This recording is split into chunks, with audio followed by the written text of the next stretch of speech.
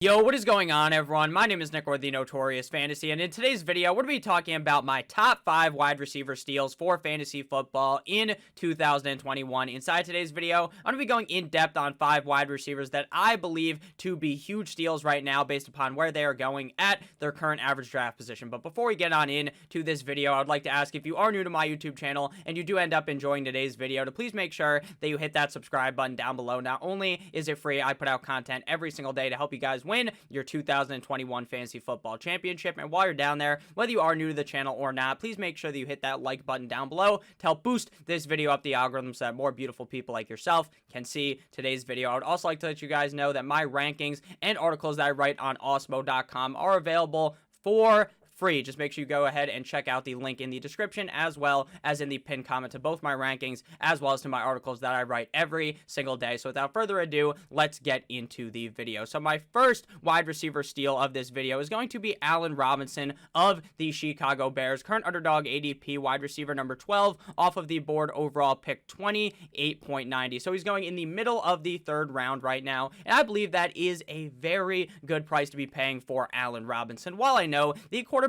situation there in Chicago is definitely not the best, right? Because we can all assume that at least at the beginning of the season, at least the first game of the season, is going to be Andy Dalton. Now, Andy Dalton is not some amazing quarterback, but to me, Andy Dalton is probably a step up to the other quarterbacks that Allen Robinson has been playing with in his career. In Allen Robinson's career, in which he has been very, very consistent for fantasy football as a very good wide receiver, he has had the likes of Blake Bortles, 9-inch Nick Foles, and Kissin' Titties Trubisky throwing him the ball. Those guys are all backups in the NFL now. Now, I understand that Andy Dalton's not fucking Patrick Mahomes or something, but Andy Dalton to me is at least the same or a step up from those three quarterbacks. And even if he is the exact same and is missing all of these throws, which Allen Robinson is accustomed to, Allen Robinson could easily finish as a top 12 wide receiver, just like he did last season. In 16 games, he finished as the wide receiver 9 in PPR, 11.5 PPR, and the wide receiver number 12 in standard, averaging 16.4 PPR points per game, 13.2 half PPR points per game, and 10.1 standard points per game. Meaning, from a points per game perspective, Allen Robinson was the wide receiver 13 in PPR, 15.5 PPR, and the wide receiver number 17 in standard. And again, he did this all with Mitch Trubisky and with Nick Foles. And it was confusing every single week because some weeks it was Foles, other weeks it was Trubisky. Things were just going up and down. There were games where Foles got put in the game after Mitch Trubisky ended up playing like absolute shit. So even with no real chemistry at the quarterback position, because things just kept moving up and down in the lineup, Allen Robinson was still able to succeed. Now imagine what happens now.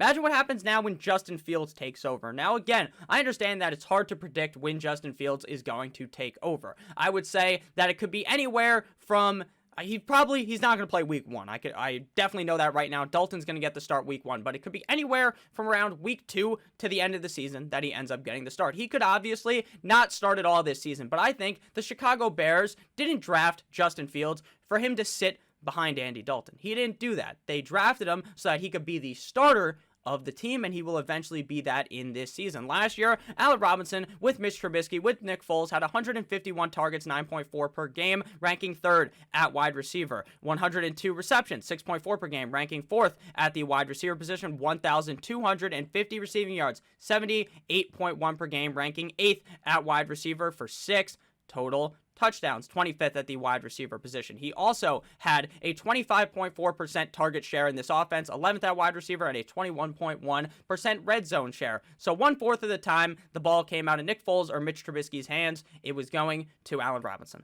I expect that number to be very, very similar in 2021. And last year, his target quality rating wasn't even the greatest. It was a 5.93, ranking 36th at wide receiver. And again, if Justin Fields does get under center and does become the starting quarterback of this team, I believe that is going to increase, and Allen Robinson's upside is even higher. This is now going to be an offense that is going to be able to actually move the football correctly up against tougher defenses. We saw later on in the season, this offense was looking pretty solid because they're playing up against not the hottest of defenses. But now, when they're facing these actually good defenses, I think with Justin Fields under center, Allen Robinson can eat. But again, even if Dalton is the starter for the whole season, then you got him at wide receiver 12, and that's probably exactly where he's going to finish. But his upside is much higher once Justin Fields takes over. And I believe you guys also should believe, that at some point in this season, Justin Fields will get the nod to be the starting quarterback. My second wide receiver steal of this video of the Pittsburgh Steelers, Deontay Johnson, underdog ADP, wide receiver number 24 off of the board, pick 47.60,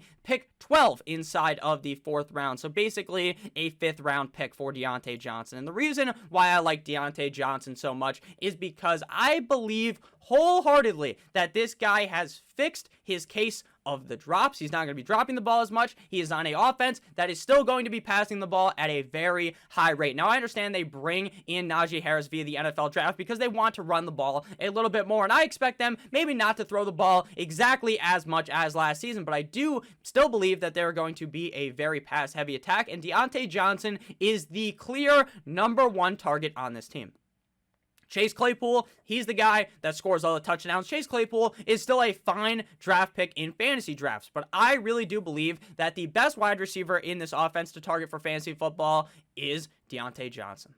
Deontay Johnson last year, despite looking like shit in a lot of these games, despite dropping the ball all the time and getting benched in multiple games, still finished as the wide receiver number 21 in PPR, 22.5 PPR, and the wide receiver number 26 in standard, averaging 14.8 PPR points per game, 11.9 half PPR points per game, and 8.9 standard points per game. Meaning, from points per game perspective, Deontay Johnson was the wide receiver 21 in PPR, 22.5 PPR, tied with like 27,000 other wide receivers, and the wide receiver number 31 in standard.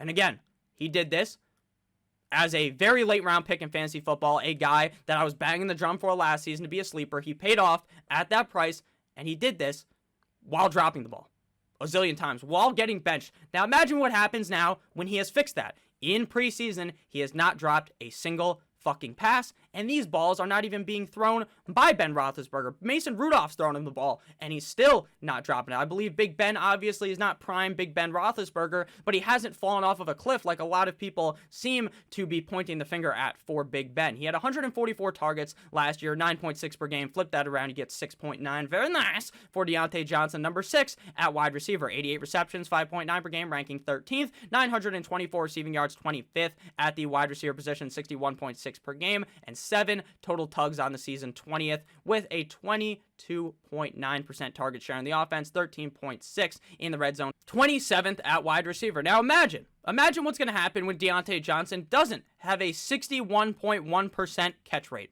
81st at wide receiver. Imagine when Deontay Johnson doesn't have a 7.6% drop rate, 16th at wide receiver. Imagine when he's not dropping 11 passes on the season, 0.73 times per game. Basically, once a game, this man was dropping the ball, number 1 at wide receiver. Imagine what is going to happen when that doesn't happen, because the preseason and all of the talk in the offseason has been centering around Deontay Johnson trying to actually be able to hold the football. And I believe that if he is able to control the football, be able to actually bring the football in, catch it, and run with the football, then this motherfucker could be a top 12 wide receiver. And the reason why he's coming off the board at wide receiver 24 is not because of his skill, but is because last season, people remember him getting benched. People remember him dropping the ball all the time. People probably lost fantasy matchups last year because Deontay Johnson either got benched or dropped a football in which he would have won them their game. But if you go back and look at the actual stats, if you look at those other games where he's not dropping the ball, well, I mean, he dropped the ball basically every game, but where he's not really struggling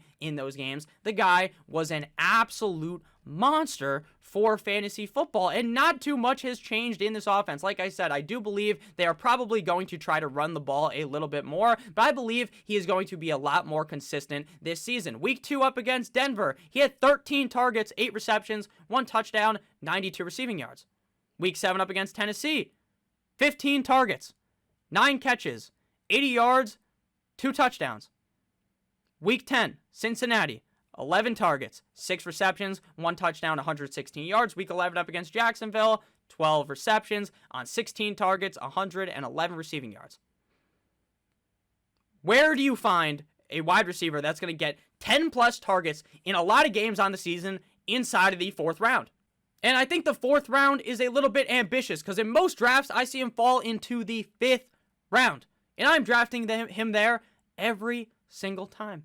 every single time. It's so hard to find a wide receiver that is going to be targeted as much as Deontay Johnson in that range. And he is on an offense with Juju, with Chase Claypool, and he is still going to be sucking in this just super high amount of target volume. I love Deontay Johnson in 2021. I have spoke on him so much on this channel. I really hope that everyone is with me now on Deontay Johnson, but I know, maybe not on my channel, but on a lot of channels I've seen, people, or on Twitter at least, people either hate Deontay Johnson or they're with me and they love him. So this year I am all in on Deontay Johnson. I'm all aboard the Deontay Johnson train, and I'm basically the fucking conductor, so I need one of those conductor hats. But before we get on into my third wide receiver steal, I would like to ask if you guys have ended up enjoying this video thus far to please make sure that you hit that subscribe button down below if you are new, and if you're not new, please make sure, or maybe even if you are new, make sure that you hit that like button down below. I would really appreciate it. So next up, we have the third wide receiver of the New York Football Giants, Kenny G spot, Kenny Bones, ADP wide receiver number 31 off of the board. Overall pick 65.30, 6th round pick right now. His ADP is falling. It's free falling straight off of a cliff. On August 6th, his ADP was pick 54. Right now, the last time it updated was today on the 20th. His ADP is 65.30. It has fallen basically a round down. Now, I understand that there is definitely some slight injury risk when you are drafting Kenny Gallaudet because he is banged up right now, but he should be returning to practice very, very soon. And say maybe, Nick, he doesn't report to practice next week. Then you know what I say? Then I'm nervous. Then I'm like, you know what? Maybe don't draft Kenny Gallaudet, right?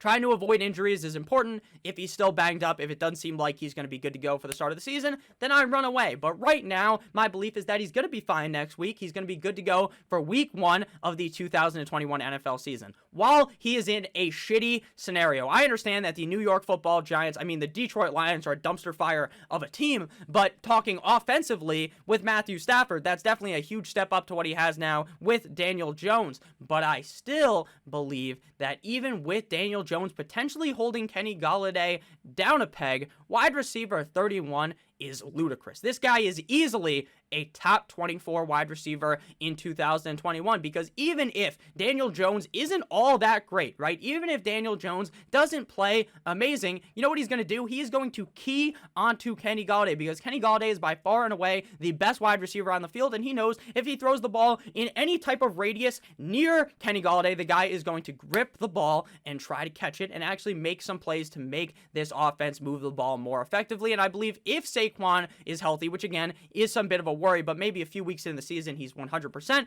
then this offense is just going to look so much better on it as a whole when compared to last season because Saquon was gone for a majority of the season. So last year, Kenny Gallaudet only played in 5 games, and when you play in 5 games, you're not going to finish anywhere near the top 50 at wide receiver unless the only player that can only play in like 5 games and be a top 30 player is Christian McCaffrey because that motherfucker drops like 30 points a game. For Kenny Gallaudet in those 5 games, he was the wide receiver 102 in PPR.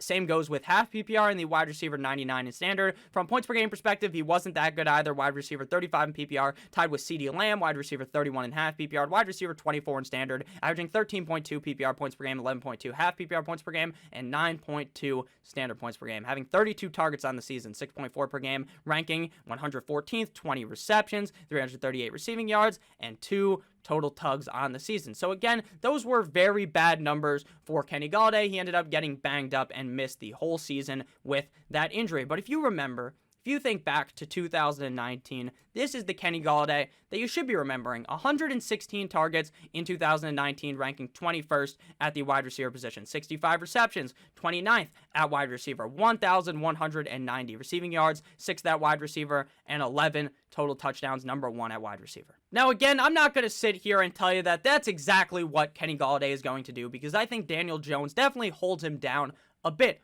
But at wide receiver 31, to me, that price is disrespectful for the talent that Kenny Gallaudet has. Again, I understand why he's falling backwards because of the injury risk, but I don't believe it's too much of a big deal at this point. But it will be a big deal the closer we get onto the season. Next up, we have another wide receiver that was injured, but he was gone for a minute, but he's back now. Sit the fuck back down. That's a lyric from a song. Do I remember what the song is? Not off the top of my head, but it is a lyric of a song. So Devonta Smith, wide receiver of the Philadelphia Eagles, 2 wide receivers of the NFC Beast, aka the NFC East. So Devonta Smith did end up getting hurt, but he returned and played in the preseason game last night. Currently coming off the board, wide receiver number 37 off the board on Underdog, overall pick 77.10. Wide receiver 37 off the board, like I said, pick 705. So the 5th pick inside of the 7th round. So again, Devonta Smith's ADP kind of dropped, just like Kenny Galladay's, and will it go back up? I'm not too sure, if I'm being honest with you, because I think a lot of people, when they saw him get hurt, all of that predisposition, I believe the word is, to thinking that this guy's going to get hurt because he's built like a fucking skeleton, went through everyone's mind, right? Because Devonta Smith is just so skinny, they call him the Slim Reaper for a reason, that maybe now, they're thinking he's just going to get hurt, right? There's no medical evidence behind that. There is zero. I've asked. No one said that there is any evidence as to that leading to Devonta Smith's injury. So I believe he's going to be fine. Now, we did not get to see Devonta Smith with Jalen Hurts last night, which sucked because obviously Devonta Smith comes back and then Jalen Hurts, he's practicing right before the game, he's dancing and shit, and then they say that he's not starting and he's going to the hospital. And I'm like, what? I'm like, does this guy have COVID? Is he dying? Or like, did he have like a stroke or something? Like, again, I'm not trying to like make fun of anything or anything. I'm just saying, like, what the hell happened? Like, that's such a random thing to hear. It was like when Mark Andrews passed out at practice yesterday. That's a crazy thing to hear. It is.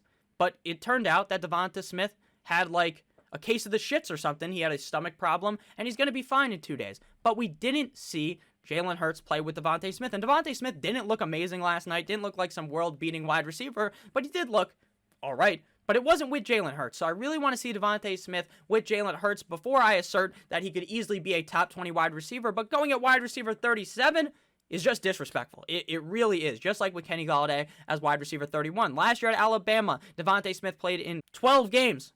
Had 117 receptions on 147 targets, 1,856 receiving yards, 34.6% target share in that Alabama offense, 15.9 yards per reception, 23 receiving touchdowns at 21, 2019. 13 games, 68 receptions on 86 targets, 1,256 receiving yards, 18.5 yards per reception, 14 total touchdowns. Devonta Smith is going to be a menace to these defenses. I believe Devonta Smith is going to be the number 1 wide receiver in targets for the Philadelphia Eagles. So at this price at wide receiver 37, I am very excited to be paying that to get Devonta Smith. And final wide receiver of the video, wide receiver of the Jacksonville Jaguars, formerly of the Detroit Lions, Starvin, Marvin Jones, Underdog ADP, wide receiver number 52 off the board, overall pick 102.8, and his ADP is skyrocketing. On July 23rd, he was about pick 115. Now he's up to pick 102, and I believe that is going to continue to rise because to me, Marvin Jones has a very, very good chance to be the clear wide receiver number 1 in targets in Jacksonville, getting the ball thrown to him from Trevor Lawrence on a defense that's going to be shit, so the offense is going to have to throw the ball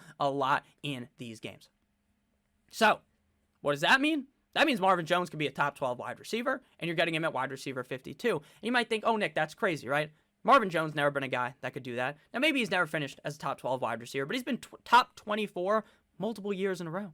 Last year, in 16 games. Or when he's healthy, I would say, because he does always get banged up. But on a points per game perspective, this guy is very, very consistent year in and year out. In 16 games, finishing as wide receiver 18 in PPR, 17.5 PPR on the wide receiver 15 in standard. From a points per game perspective, wide receiver 26 in PPR, 21.5 PPR, and 22 in standard, averaging 14.2 PPR points per game, 11.9 half PPR points per game, and 9.5 standard points per game. Doing all of this while Kenny Galladay is hurt. While he is now the clear number 1 wide receiver in Jacksonville. There's other wide receivers there that can, draw at least some coverage. Out there last year for Detroit, what else were they going to do? It was basically just Marvin Jones getting the football. So I believe now in Jacksonville, this is a very, very pristine situation for Marvin Jones to have went to. Obviously, if Marvin Jones wants to win the Super Bowl, then this is a terrible situation. But in terms of racking up some fantasy points, getting some yards, setting some cool milestones for his career, that is exactly the place to go. He had 115 targets last season, 7.2 per game, ranking 20th at wide receiver, 76 receptions, 4.8 per game, ranking 23rd, 978 receiving yards, 61.1 per game, ranking 19th, and 9 total touchdowns, 10th at wide receiver, with a 20.5% target share in the Lions offense, 35th at wide receiver, 18.9 in the red zone. In that preseason game that the Jags played, Marvin Jones looked as though he was the number 1 target there. Now, I understand Nick, DJ Chark didn't play in that game. I know. So maybe it reverts and Chark is the guy. But you're drafting Chark like 3 rounds to 4 rounds, maybe even 5 rounds in some cases where Marvin Jones falls to like the 12th round. You're drafting Jones at a big discount compared to where you're drafting Chark. Same thing goes with Laviska. Laviska doesn't necessarily go next to Chark, but he goes in a similar range. So you're really getting Marvin Jones at this huge discount at what could potentially be the #1 wide receiver in the Jacksonville Jaguars offense. So thank you guys all so much for watching this video. If you did end up enjoying, please make sure that you hit that subscribe button down below. Again, not only is it free, I put out content every single day to help you guys win your 2021 Fantasy Football Championship. And while you're down there, please make sure you hit that like button down below. I love each and every single one of you guys. Thank you so much for everything recently. We just hit 15,000 subscribers. A huge high five to you guys through the screen. I know you can't probably see my hand go all the way up there, but high five to you. Thank you so much for everything. This is all up to you guys. It's from you guys. It's not me doing anything. It's you guys hitting the subscribe button. You guys showing all of the support in the comments. It means the world to me. Thank you guys. I do love you guys all. Make sure that you stay safe. Happy Friday, baby. It's the weekend. Oh, yeah.